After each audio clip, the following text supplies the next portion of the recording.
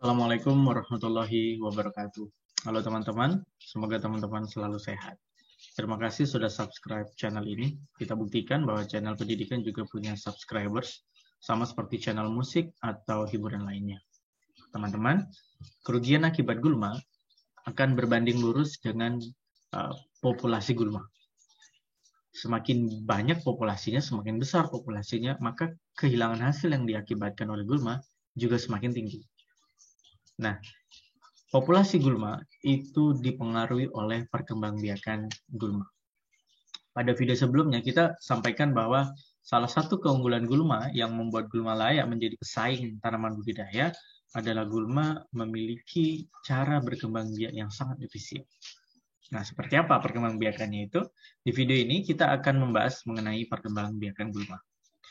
Nah, layaknya tanaman pada umumnya, gulma berkembang biak secara vegetatif dan generatif.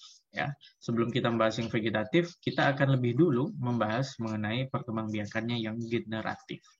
Ya, perkembangbiakan generatif itu melibatkan jantan dan betina hingga kemudian menghasilkan biji. Nah, biji ini akan banyak sekali membantu dalam perkembangbiakan atau peningkatan populasi gulma. Karena itu kita akan banyak membahas mengenai biji.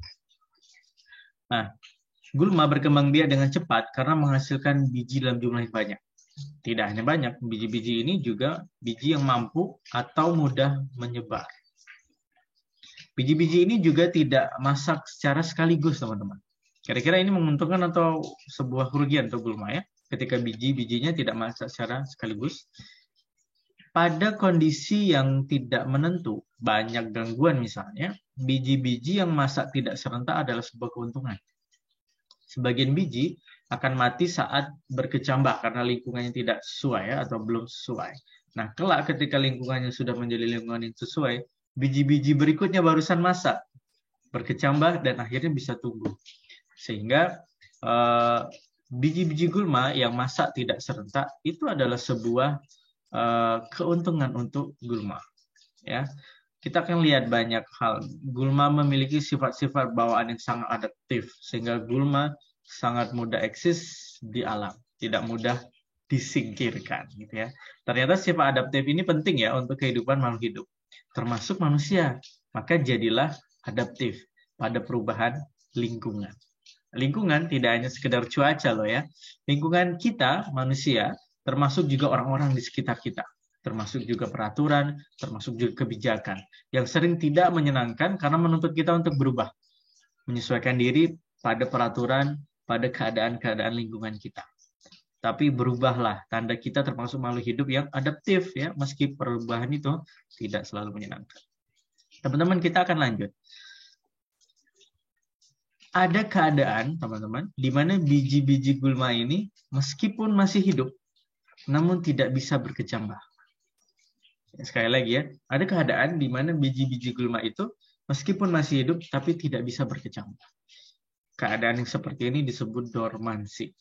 Ya, secara fisiologis, dormansi ini disebabkan karena embrio yang belum matang, ya, atau karena ada gangguan-gangguan fisik, gangguan-gangguan misalnya kulit biji yang terlalu tebal sehingga air dan oksigen susah masuk ke dalam biji. Padahal ini dibutuhkan dalam perkecambahan. Nah, di lain sisi, dormansi ini juga sebuah bentuk bertahan hidup atas lingkungan yang tidak menguntungkan untuk gulma. Jadi sekali lagi, gulma itu punya bentuk-bentuk bertahan terhadap lingkungan sangat adaptif sekali. Ada dua macam dormansi, teman-teman. Berdasarkan bagaimana dormansi itu terjadi. Ya, jika dormansinya adalah salah satu sifat bawaan, ya, artinya apapun keadaan lingkungannya, biji yang dihasilkan pasti biji yang dorman, maka itu disebut dengan dormansi primer. Sekali lagi, jika tanaman gulma itu, ya, jika gulma menghasilkan biji dan apapun keadaan lingkungannya menguntungkan atau lingkungan tidak menguntungkan, biji yang dihasilkan selalu menjadi biji yang dorman, maka ini disebut dengan dormansi yang primer. Ya, dormansi primer. Dormansi primer ini akan berhenti kalau kemudian tadi jika masalahnya ada di kulit yang tebal, kulitnya pecah atau kulitnya rusak sehingga air oksigen bisa masuk, atau karena temperatur rendah. Ya, apapun itu rangsangan untuk menjadi dorman, untuk memecahkan dormansi itu tersedia di alam. Nah, tipe dormansi kedua adalah dormansi yang ditentukan setelah biji itu lepas dari tanamannya. Dan nantinya akan dipengaruhi oleh keadaan lingkungan. Ketika gulma menghasilkan biji, kemudian melihat lingkungannya ternyata lingkungan ternyata menguntungkan, maka biji kemudian berkecambah. Tapi ketika biji itu dilepas dan menemukan lingkungannya tidak menguntungkan, maka biji itu akan menjadi biji dorman. Ya, dormansi seperti ini disebut dengan dormansi sekunder. Nah, dormansi sekunder ini sangat tergantung dengan kondisi lingkungan. Sangat tergantung dengan kondisi lingkungan. Jika kemudian biji-biji yang dorman sekunder ini dipindah pada lingkungan yang menguntungkan atau lingkungannya sudah berubah menjadi lingkungan yang menguntungkan, maka dormansinya akan pecah. Maka itu disebut dengan dormansi sekunder yang enforced. Ya. Tapi ada keadaan ketika meskipun biji-biji dorman ini tadi, yang dorman sekunder ini, sudah berada di lingkungan yang menguntungkan, dia tidak lalu kemudian secara otomatis akan menghentikan dormansinya. Dia butuh bantuan untuk menghentikan dormansinya. Ya, butuh rangsangan untuk menghentikan dormansinya. Maka itu disebut dengan dormansi indus. Ya, dormansi sekunder yang indus. Jadi perlu kita berikan induser atau rangsangan agar dormansinya berhenti.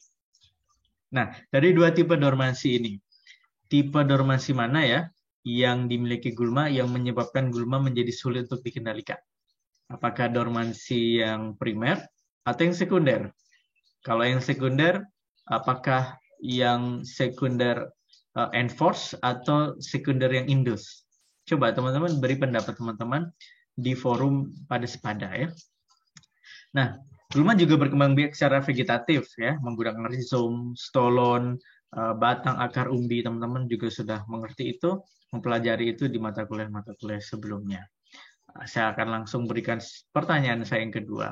Di antara perkembangbiakan vegetatif dengan rizom, dengan stolon, dengan batang, akar, umbi, kira-kira cara perkembangbiakan yang mana ya yang membuat gulma menjadi sulit sekali untuk kita kendalikan? Apakah yang rizom, apakah yang dengan stolon, atau batang, akar, atau umbi? Silakan teman-teman jawab pertanyaan kedua ini di kolom forum diskusi pada sepada. Terima kasih.